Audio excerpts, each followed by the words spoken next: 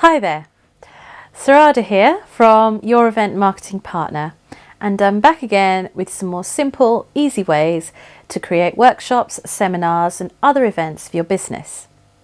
Now this week I'm going to be talking to you about how to structure your first workshop. And if you're anything like me, you've probably been to quite a few. Some of them have maybe bored you to sleep, and some of them have really inspired you and informed you and educated you, and you've really enjoyed being there. But you've also probably wondered to yourself, how do they actually do it? There's so many moving parts, I don't really know where to get started. Well, that's certainly the case for me. When I first started creating workshops, I used to wonder, how on earth do you actually put one of these together? And it seemed like such an uphill struggle because there were so many things to remember, so many things I had to get right, and I would always panic that what would happen if it didn't all go according to plan. Well, over time I figured out there were 4 easy steps that if I followed them, I would make sure I got my workshops running smoothly every time, and I'm going to be sharing them with you today. So the first step is to give yourself plenty of time. And a good rule of thumb is about 8 to 12 weeks, because in that time you're going to be planning, preparing your content and promoting the event. And you might think, oh, 8 to 12 weeks, that's quite a long time away. But if you think about it, you're going to be busy doing other things in your business.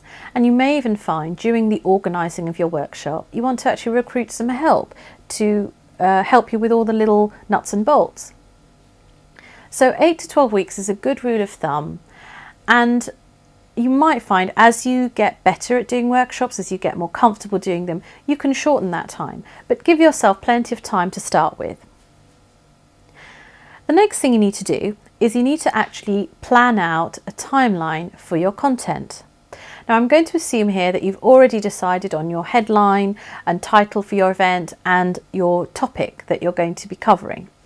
If you're not sure about this, just check below, and I've included links to the videos I've done on this. So what I always like to do is structure the content in no more than 45 to 1 hour slots. 45 minutes to 1 hour slots.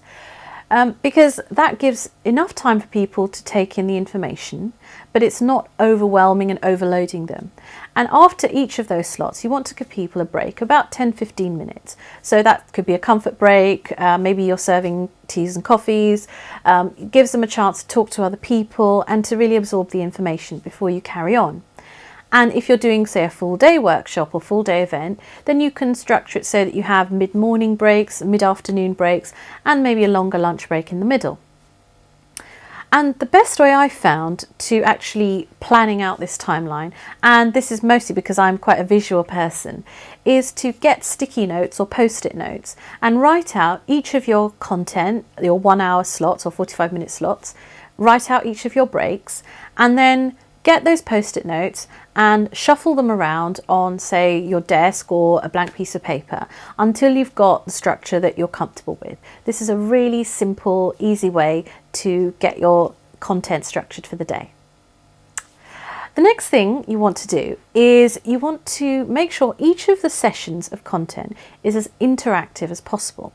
So this could be you talking to the audience and asking them for responses. It could be getting people together in group exercises. It could be getting people to fill in worksheets or a workbook as you go along. And the reason why this is important is that it's not a lecture where you're standing and just delivering content. It's a workshop.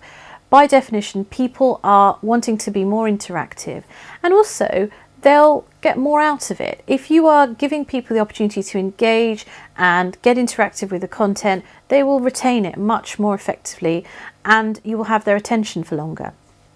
And they'll have a great event and they'll tell people about it, which is always good. So make sure all of your content is as interactive as possible.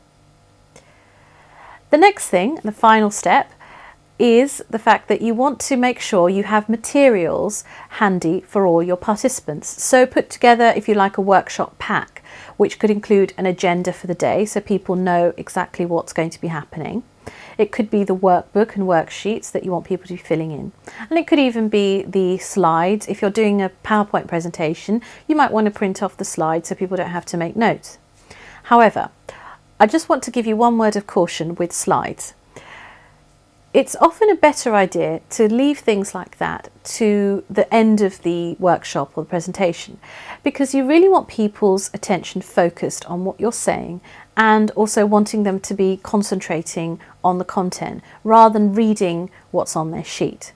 So play around with that and see what you think. The final thing that I want to tell you, that in addition to these 4 steps, is that it's really okay if you do everything, you plan everything, and things don't go to plan. Things happen.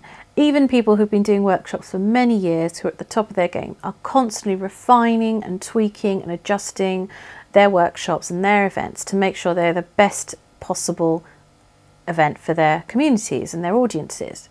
So don't worry if something doesn't go to plan, it's okay, and you can always refine it for the next time. And half the time people don't even notice. So I hope you enjoyed this week's video. Please leave me a comment below and let me know what your thoughts are on structuring workshops, what things you've seen that work really well, what things you don't enjoy, and what ideas you have as well. Don't forget to hit subscribe if you'd like to see more of these videos, and please share this with your friends if you liked this week's video. Check out www.youreventmarketingpartner.com for more exclusive articles and content. Thank you so much for watching, and I'll see you next time. Bye.